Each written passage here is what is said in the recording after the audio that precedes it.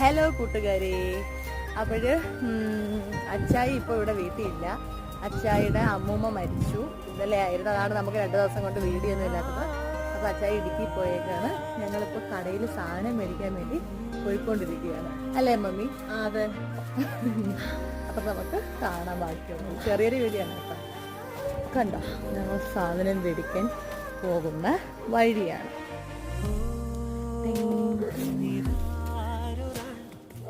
ഒരു മഴയൊക്കെ നമ്മുടെ കൊല്ലത്ത് ഇവിടെ പെയ്ത് കഴിഞ്ഞ് തോന്നുന്നു.